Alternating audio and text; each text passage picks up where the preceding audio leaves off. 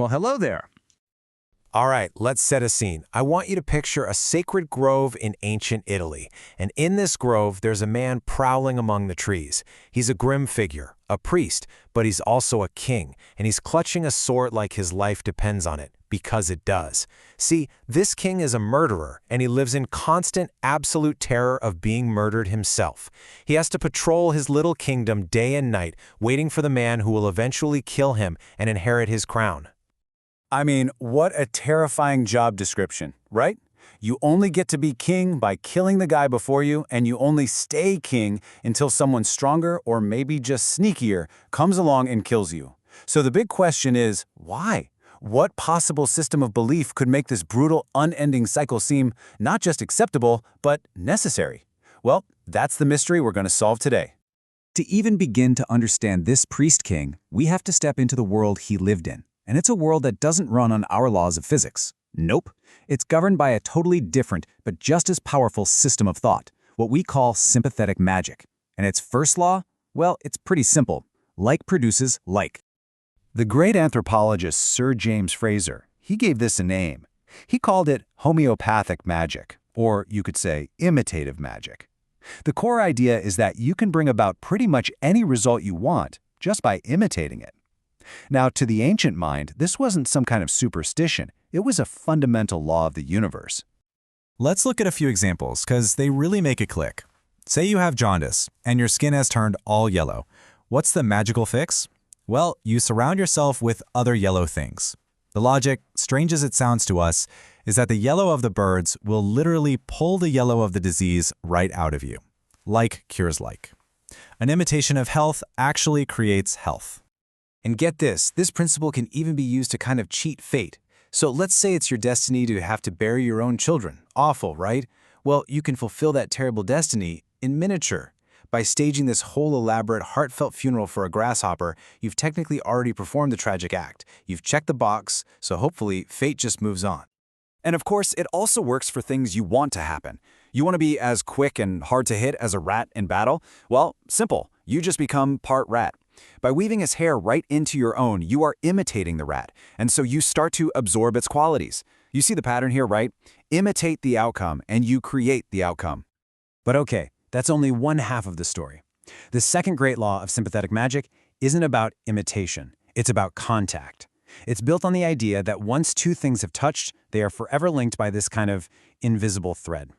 Frazer called this one contagious magic.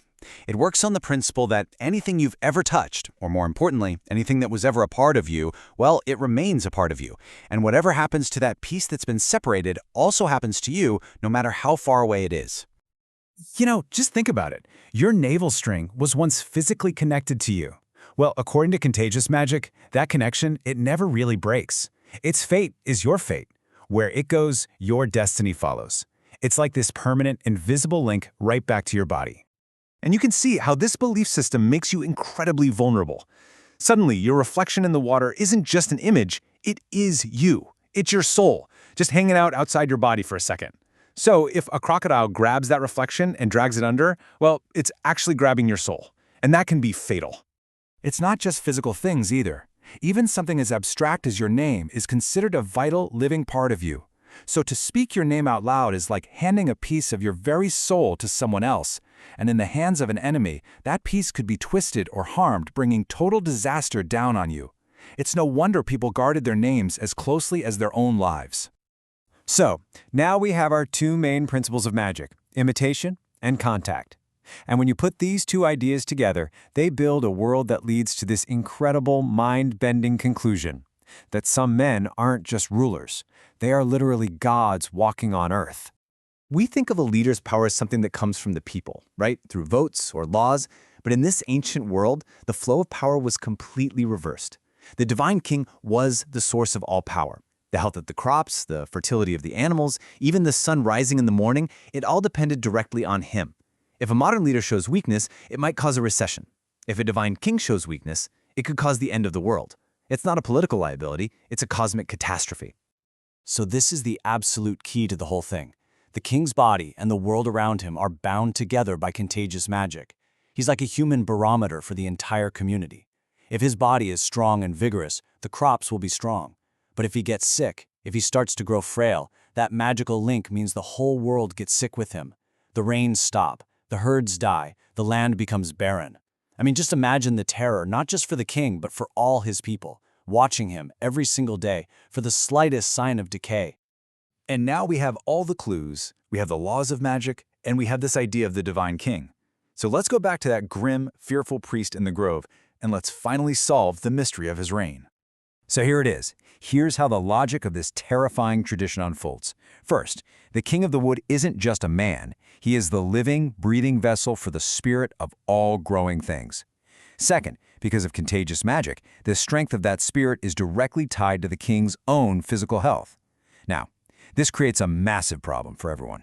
If the king is allowed to grow old and weak, the divine spirit inside him also withers, and the world literally dies with him. And that leaves only one terrible solution. He must be killed while he is still strong, by a vigorous challenger. That's the only way the spirit can be transferred, unbroken and still powerful, into a new, healthy body. And there you have it. The killing wasn't a crime, it was a sacrament. The priest-king wasn't just a ruler, he was the vessel of a god, a vessel that had to be shattered before its precious contents could spoil. And the successor, the killer? He wasn't a usurper, he was the community's salvation, the one who guaranteed that the divine spirit passed on, strong and unbroken, ensuring life for another generation. Fraser saw these intricate systems of magic as humanity's first great intellectual project, a kind of proto-science, our first attempt at a theory of everything.